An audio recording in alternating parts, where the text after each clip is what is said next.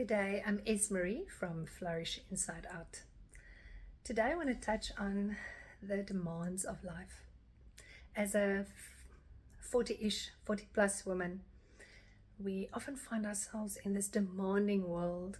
You go onto any form of social media and then they will say, the stretchers are going to say, the most important thing you need to do is to stretch for 10 minutes every morning.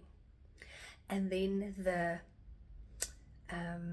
oil people are going to say the most important thing is to rub oil on your body for 10 minutes for lymph drainage. And then the facial muscle and facial yoga people will say the most important thing is to just drain the lymph from your face every morning. And then obviously you have to have your quiet time every morning. And then you have to exercise and keep a healthy exercise routine every morning.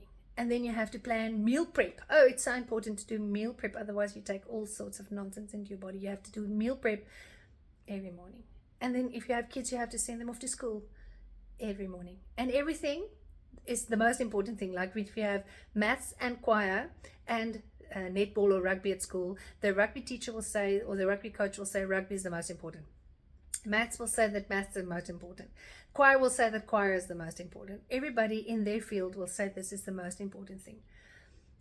You've got friends that has already ordered the biscuits for Easter, and you are still not over the fact that you covered all the books at the beginning of the year.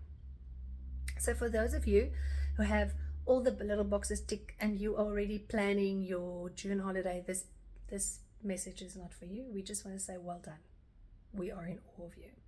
But for the more realistic people that are watching this, sometimes you feel like you're playing catch up with your own life. There are so many demands, and goal setting at the beginning of the year started. We have to have the goals for the year, and you go to life coaches and everybody tells you what the planning is for the year. And the most important thing you need to do is do goal setting. And then after 3 months, you have to check in whether you actually met those goals. And in the process, we actually tend to feel like we're playing catch up. And we can never meet these unattainably high standards of what living should be. So I believe that we are a spirit, we have a soul, and we're inside of a body. We're hosted in our body. But all three of those elements are important for overall health. So if there is something that you feel I need to start doing now, I cannot not do any exercise, I need to start. Start with one morning walking around the block.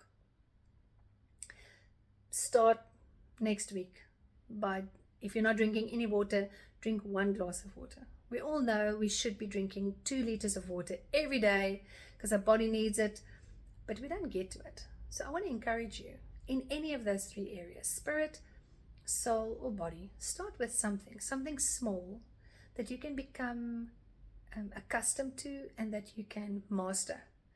And you can start with doing Monday mornings or Tuesday mornings. I'm going to walk around the block once, and I'm going to do this until it becomes part of my routine and I feel comfortable with it. I'm going to increase my water intake with 1 glass of water every day, and I'm going to become a little routine.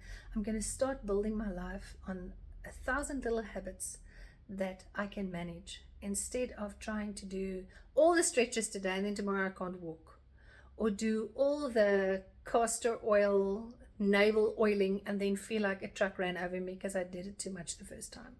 Instead of just systematically getting these little things into my life, I want to encourage you, start small, start with small steps. The reason why we're not doing those things is because we're actually living externally, trying to please everybody else. But I believe that self-care is success. So take something from what I said today. Maybe it is having quiet time. Maybe it's having quiet time and just sitting for 5 minutes with the Lord, hearing what He has to say for you. Maybe it is just starting a gratitude journal and writing down one thing you are grateful for every day. I just spoke to somebody that has a little baby, and she says she feels like, as she left my office, she feels like she's missing something because it's actually that baby on the arm. She's so used to caring for the baby that she feels like she's not complete without the baby on her arm. Do something small that will nourish either your body, soul, or spirit, and love on yourself enough to maintain that. Be blessed.